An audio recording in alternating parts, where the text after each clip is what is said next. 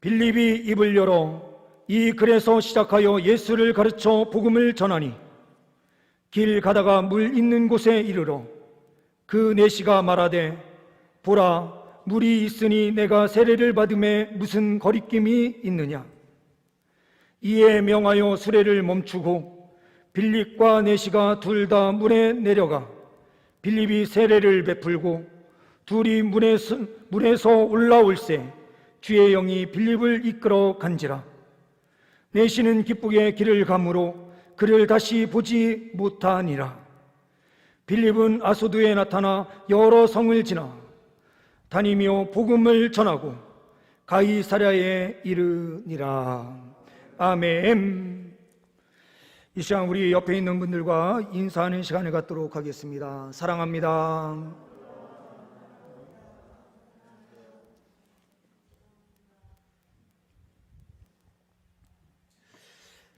이 시간 예배하시는 우리 성도님들 위해 주님께서 성령 충만함의 역사로 함께하여 주시는 줄 믿습니다. 주님과 함께 믿음의 길 걸어가시는 우리 모든 성도님들의 삶이 되시기를 간절히 소망합니다. 준비한 PPT 2장을 보고 함께 말씀을 나누겠습니다.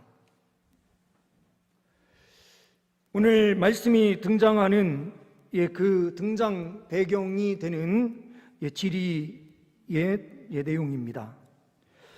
우리가 지난번에도 말씀을 함께 나누었듯이 사마리아 지역은 갈릴리 바다의 밑에 부분과 사해 바다의 윗부분, 그 중간 부분이 사마리아 지역이다라고 말씀을 드렸습니다.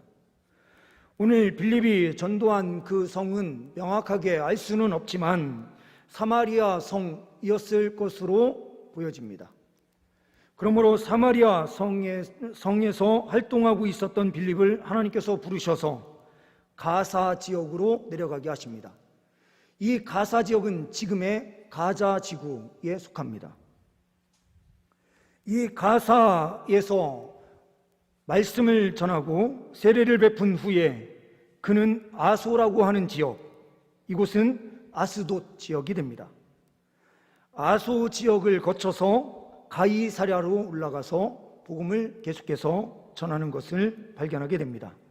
오늘 그 배경의 말씀이 오늘 읽었던 40절의 말씀입니다. 또한 오늘 에티오피아 내시인 한 황관을 우리는 발견하게 됩니다. 이 내시는 예루살렘에 올라가서 유월절을 지내고 가사 광야로 내려가는 내용이 오늘 등장하게 됩니다. 다음 페이지를 보시게 되면 이 에티오피아는 어떤 곳인가? 가사로 갔었던 이유는 이곳에 해안도로가 있기 때문에 그렇습니다. 해안도로를 거쳐서 이집트와 연결이 되고 이 해안도로는 무역의 중심, 그 도로가 됩니다. 마차를 끌고 가기에 아주 적당한 그 길이 해안도로가 있었던 것이죠. 그리고 이집트 쪽으로 가서 밑으로 내려가야만 에티오피아 지역이 나오게 됩니다. 지금으로 이야기하면 수단을 거쳐서 에티오피아로 내려가는 겁니다. 이 에티오피아 지역은 아프리카에 소속이 되어 있었고 에티오피아라고 하는 말 자체가 피부색이 검은 것을 뜻하기 때문에 흑인들이 사는 장소이기도 한 것이죠. 또한 이것은 성경에도 몇 차례 언급이 되기도 했습니다. 에티오피아라고 하는 이름은 오늘 처음 등장하지만 열왕기상 10장에 보게 되면 솔로몬을 만나러 온 스바 여왕이 있었습니다. 이 스바가 바로 에티오피아 여왕이었고 스바 여왕이 올라올 때에 많은 재물과 함께 향신료를 함께 가지고 올라오는 것을 보게 됩니다. 그 향신료가 지금의 커피도 그 안에 포함된 것이 아니냐라고 보여집니다. 커피는 볶아서 먹기 시작한 것은 얼마 되지 않고 아마도 이 당시에는 그냥 생커피를 향신료로 만들어서 먹었을 것으로 추측이 됩니다. 또한 구약 성경에 이 스바 여왕 말고도 구스라고 하는 지역으로 많이 등장하는 그 지역이 바로 에티오피아입니다. 그리고 세계 역사에서는 루비아 왕국, 간다게 왕국, 왕조로 표현하고 있는 나라가 바로 에티오피아인 것입니다. 에티오피아는 이 나일강이 발원하는 그 발원지가 이 나라에 있었기에 그 자부심이 아주 큰 나라였습니다. 그리고 아프리카 중에서도 강대국 중에 강대국이었다라고 볼 수 있습니다. 이집트는 많은 열강으로부터 침략을 받아서 정복되는 일이 많이 있었습니다. 그런데 이 에티오피아는 정복되지 않았던 것으로 볼 때에 아마도 군사력이나 이런 부분에서 강력한 나라를 이루고 있었던 것이 아닌가라고 볼 수 있는 요소들이 많이 등장합니다. 이러한 나라의 내시, 우리는 내시 하면은 힘없고 권력 없는 사람들을 생각합니다. PPT는 내려주셔도 되겠습니다. 그런데 이 내시는 지금으로 이야기하면 우리나라에 돈을 쥐고 있는 재정을 담당하고 있는 부, 재경부라고 하는지 지금 뭐라고 하는지 정확하게 지금 갑자기 생각이 안 나는데요. 엄청난 돈을, 국가의 돈을 움직이는 내시의 모든 총괄을 하고 있었던 재정부장이었던 것입니다. 이 사람은 마차를 타고 가면서 두루마리를 펼치고 성경을 읽습니다. 우리가 잘 알고 있지만 지금처럼 이 책이 쉽게 만들어지고 쉽게 전수되던 그런 시대가 아닙니다. 두루마리 책을 읽는다 하면은 엄청난 부자예요. 그 권력도 대단한 사람입니다. 그 이유는 구약 성경이 아무나에게 전달되는 것이 아니었기 때문에 그렇습니다. 대제사장과 대제사장 몇만이 어떻게 보면 성경을 보고 성경을 읽을 수 있었던 그때인데, 두루마리의 구약 성경을 가지고 마차에서 읽고 내려갈 정도가 된다고 한다면 그 에티오피아에서도 엄청난 권력과 힘을 보여주는 한 장면이기도 합니다. 성령이 임하는 곳, 성령이 임하는 곳은 어떠한 곳에서 임합니까? 성령에 민감하게 반응할 줄 아는 사람이 있는 장소에서 강력하게 성령의 임재가 일어납니다. 오늘 시간 관계상 다 읽지는 않았지만 26절 말씀을 보게 되면 주의 사자가 빌립에게 말하여 이르되, 29절 말씀에는 성령이 빌립더러라고 하는 말씀이 나타납니다.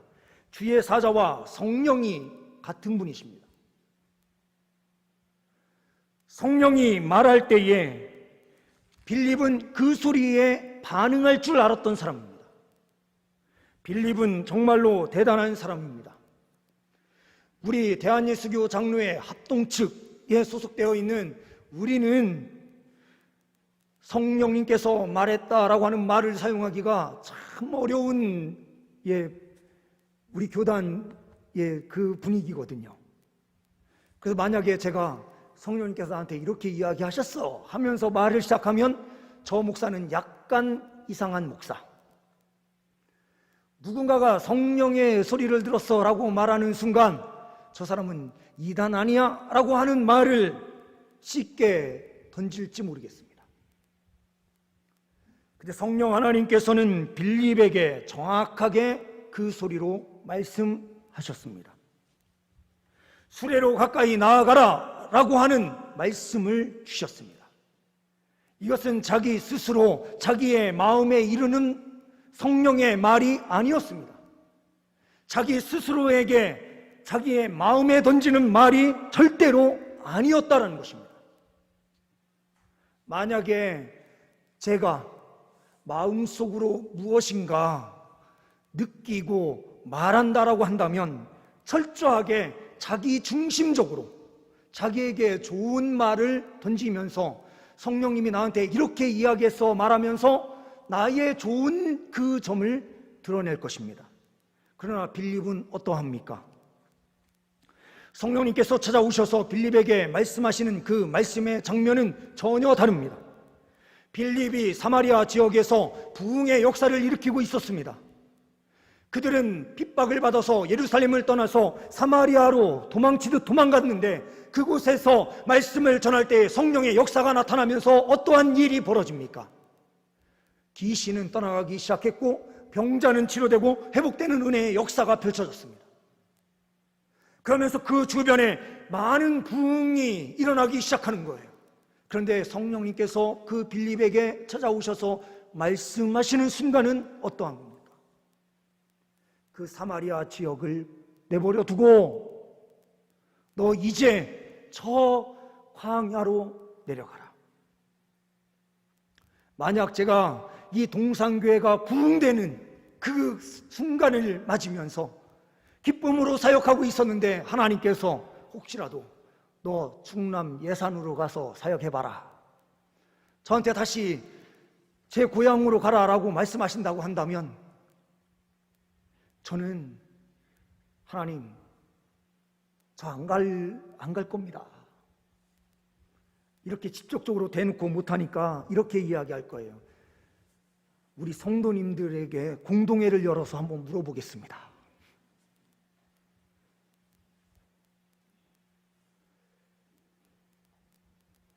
그런데 하나님께서 빌립에게 말씀하셨음을 빌립은 너무나도 민감하게 알았고 깨달았던 거예요. 그러므로 자기가 부흥을 일으키던 그 모든 것을 내려놓고 하나님 뜻에 순종하며 광야 길로 들어가고 있습니다. 성령에 민감하게 반응할 줄 아는 자에게 성령님께서는 더 크게 말씀하시고 말씀에 순종할 때마다 성령의 기름 부으심으로 함께하여 주시는 것입니다. 이 자리에서 함께 예배하는 우리 성도님들에게 주님께서 말씀하여 주시고 우리 성도님들은 그 음성에 순종하며 달려가는 은혜의 역사가 충만하시기를 소망합니다. 성령의 인도에 민감할 때에 하나님께서는 광야로 보내십니다. 그 광야는 어떠한 광야인지 우리 성도님들의 광야는 다 다를 것입니다. 만나기 죽도록 싫었던 사람에게 하나님께서 보내시는 광야가 있을 수 있습니다. 직장, 그곳에서는 내가 그 어떠한 일도 하기 싫은데 하나님께서는 성령의 은혜로 직장으로 보내셔서 그 성령에 응답하게 하실 수도 있습니다.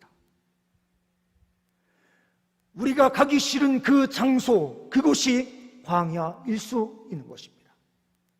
우리는 전적으로 순종하면서 그 자리로 나아갈 수 있는 은혜가 있기를 소망합니다. 성령이 임재하는 곳은 하나님의 마음이 있는 곳입니다. 하나님께서 광야로 가라라고 말씀하셨는데 그 광야에는 하나님의 선택한 한 사람뿐이었습니다. 광야는 아무도 없는 장소였고 마차를 타고 가는 한 사람만 있었을 뿐입니다. 근데 하나님의 시간은 너무나도 정확한 것 같습니다. 빌립에게 찾아오셔서 말씀하신 그 장소는 사마리아 성이었고 바로 이 광야는 100km 이상 떨어져 있는 약 114km 정도 되었을 것으로 보여지는데 114km, 건장한 남자가 끊임없이 걸어가도 이틀은 걸어가야 되는 거리. 하나님께서 빌립에게 찾아오셔서 말씀하신 그 시점과 함께 빌립이 그 말씀에 순종하면서 거침없이 내달렸던 그 모든 시간, 그리고 정확하게 그곳에서 이 내시를 만나게 하시는 하나님의 강력한 은혜의 순간, 그것은 하나님의 인도하심이 분명함을 보여줍니다. 그런데 이 안에는 하나님의 마음이 있습니다. 수십 명이 변화되고 있었던 그 사마리아를 내려놓고 그것은 이제 요한과 베드로에게 넘겨줘라. 너는 이제 광야로 내려가서 내가 집중하고 있는 한 사람을 만나라라고 말씀하시는 거예요. 왜 이 내시를 하나님께서는 집중하셨고 만나시기를 원하셨을까?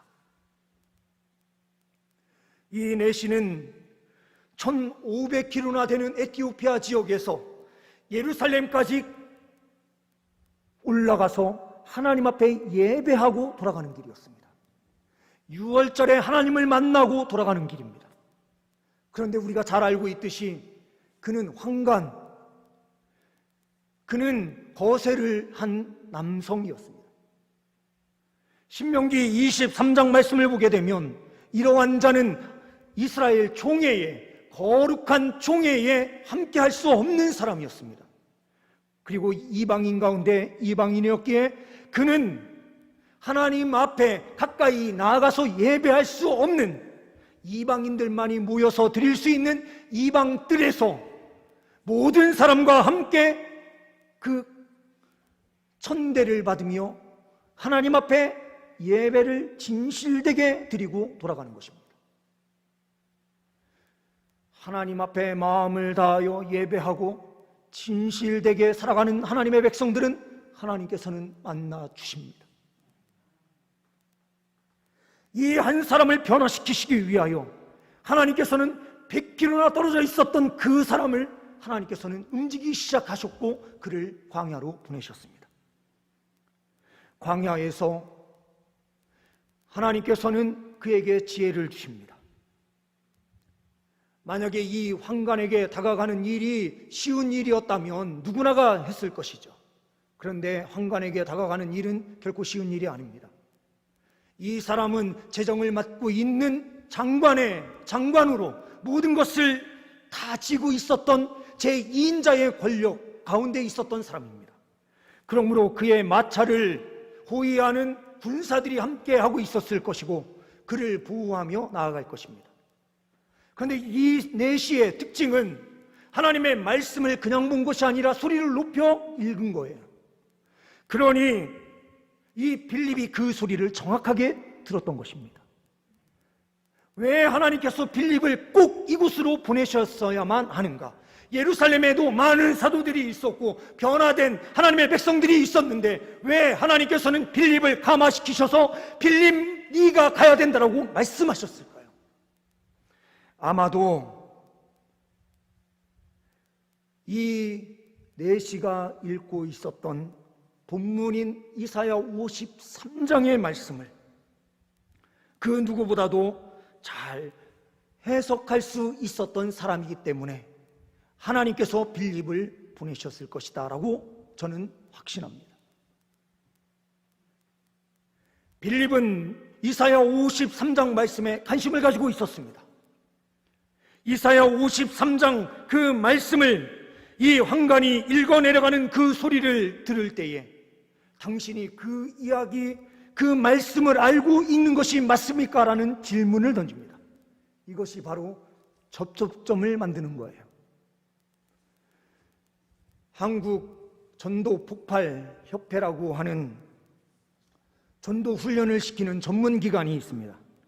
그 기관에 가서 전도 훈련을 받게 되면 외우는 내용들이 있는데 그 내용에 XE 전도 훈련을 가게 되면 이 질문으로 시작하게 되어 있습니다. 당신의 지금 행복 정도를 1에서부터 10으로 놓고 본다면 선생님은 몇 점을 주시겠습니까? 지금의 행복 점수를 몇 점을 주시겠습니까? 라는 질문을 던져요.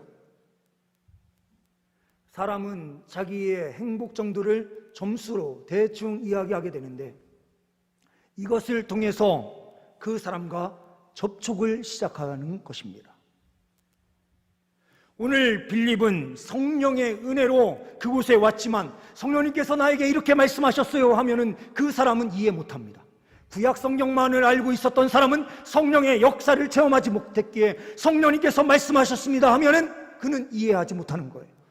그러니 이런저런 말을 하기보다는 당신이 읽고 있는 성경책을 이해하십니까? 라는 질문을 던지는 것이 차라리 그에게 가까이 가는 데 있어서 도움이 됐던 거죠. 아주 지혜롭게 접근할 수 있는 마음을 주님께서 허락해 주신 것입니다. 성령의 인도함을 받으며 그에게 다가가서 주 예수 그리스도의 복음을 증거합니다. 35절 말씀에 예수를 가르쳐 복음을 전하니, 이 복음을 받은 내시는 길가에 물이 있는 곳을 볼 때에 세례를 받아야 되겠다라고 하는 마음이 드는 거죠. 37절 말씀에 우리의 성경은 없음이라고 되어 있는데요, 이것은 사본에 두 가지가 있다면 하나는 한 군데는 없고 한 군데는 있으면 우리는 없다라고 표현합니다. 그런데 지금 가지고 계신 우리 성도님들의 성경에 그 37절 그 부분에 조그마한 숫자가 하나 쓰여져 있다면 어딘가에 이 번역이 되어 있는 각주가 있는 곳이 있을 겁니다. 킹 제임스 버전이라는 그 성경책에는 이 내용이 번역되어 있습니다. 이런 내용이 번역되어 있습니다. 만일 그대가 마음을 다하여 믿으면 받을 수 있느니라. 내시가 응답하며 이렇게 이야기합니다. 예수 그리스도께서 하나님의 아들이심을 내가 믿노라 하니라. 이 내용이 킹 제임스 버전에 기록이 되어 있습니다. 이것은 한마디로 문답을, 세례받기 전에 문답을 행한 거예요. 그런데 왜 어떤 사본에는 문답이 있고 어떤 사본에는 문답이 없을까요? 이것은 우리 인간들의 특징을 너무나도 잘 알고 있었던 한 사람이 의도적으로 기록하지 않은 것이 있습니다. 왜 그러냐면 문답을 할 때에 꼭 이렇게 빌립이 물어본 대로만 물어봐야 돼 라고 말하는 사람들이 있을까봐 하나님께서는 한 사본에는 기록하지 않게 하시고 한 사본에는 기록하게 하셔서 그 의미를 또한 알게 하실 뿐만 아니라 한쪽으로 치우치지 아니하도록 하시려고 하시는 하나님의 계획이 있었던 것이 아닌가라고 저는 보고 있습니다. 어떻게 되었든 예수 그리스도를 주로 고백하게 되었고 그는 세례를 받았습니다. 빌립은 하나님의 마음이 이 내시에게 있음을 보고 그는 달려갔고 그를 만났고 복음을 전했습니다. 하나님의 마음을 아는 사람이 복음 전도하게 되어 있습니다. 하나님의 뜻이 있는 곳을 아는 사람이 그곳으로 달려가고 그 사람을 만나며 모든 것을 쏟게 되어 있습니다. 자기가 가지고 있는 모든 것들을 포기하고 오직 예수 그리스도의 복음을 위하여 모든 것을 쏟으며 달려가고 있는 이 고자였던 내시가 왜 이사야 말씀에 그렇게 집중하고 있었을까? 이사야 56장 4절과 5절 말씀을 보게 되면 이 53장을 쭉 읽은 다음에 56장까지 가서 보게 되면 이러한 말씀이 나타나요. 나의 언약을 굳게 잡는 고자들에게는 내가 내 집에서 내 성 안에서 아들이나 딸들보다 나은 기념물과 이름을 그들에게 주어 영원한 이름을 주어 끊어지지 않게 하리라. 그러니 고자였던 그는 주님의 왕국이 도래되는 그 나라에서는 나도 하나님의 자녀로 그 기쁨을 누리겠구나 라는 확신이 있었던 거예요. 근데 이 확신이 예수 그리스도를 만나는 순간 어떠한 은혜가 있는지를 그는 체험하게 된 것입니다. 그의 절망적 상황이 더 하나님을 만날 수 있는 상황으로 바뀌고 그러한 은혜의 역사를 체험한 사람이 변화가 된 것입니다. 우리에게 약점이 있을 수 있습니다. 연약함이 있을 수 있습니다. 그러나 그것이 변화되어 하나님을 만나는 순간 더 큰 은혜가 넘치게 되는 것입니다. 가장 약한 그 자리에서 하나님의 강력한 은혜가 펼쳐집니다. 성령이 임하는 곳은 우리가 주님을 신뢰하는 그곳에 더 크게 일어납니다. 성령이 임하는 곳은 어떻게 임합니까? 주변이 변화되게 되는 역사가 이루어지는 것이죠. 지금 장소는 어디입니까? 광야입니다. 39절 말씀을 보게 되면 둘이 물에서 올라올새 주의 영이 빌립을 이끌어간지라. 세례를 베푼 이후에 빌립은 성령 충만했습니다. 또한 동시에 뒤에 있는 말씀 내시는 기쁘게 길을 가므로, 기쁘게라고 하는 이 단어, 헬라어 카이로라고 하는 단어는 성령 충만함으로 기쁨을 누리는 상태를 뜻합니다. 세례를 받은 그도 성령 충만했습니다. 그러므로 그는 그의 갈 길을 기쁨으로 나아갑니다.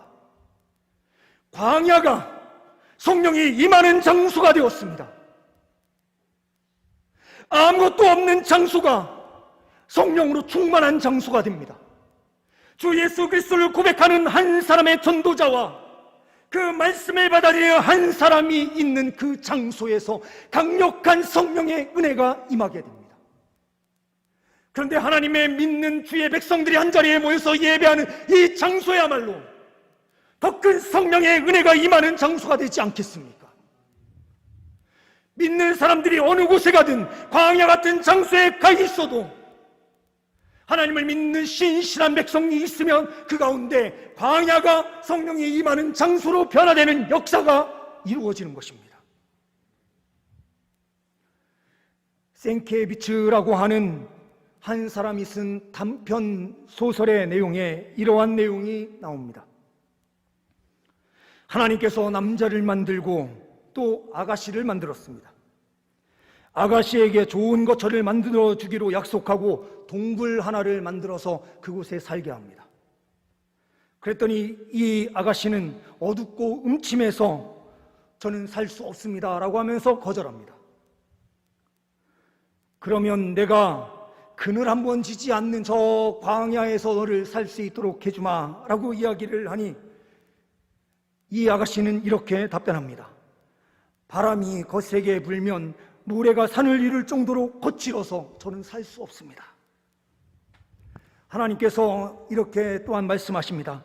그러면 호수 물 가운데에 궁궐을 지어줄 테니 거기에서 살아봐라. 이 여인은 악마들이 우글거려 그곳에서는 살 수 없습니다 라고 답변합니다.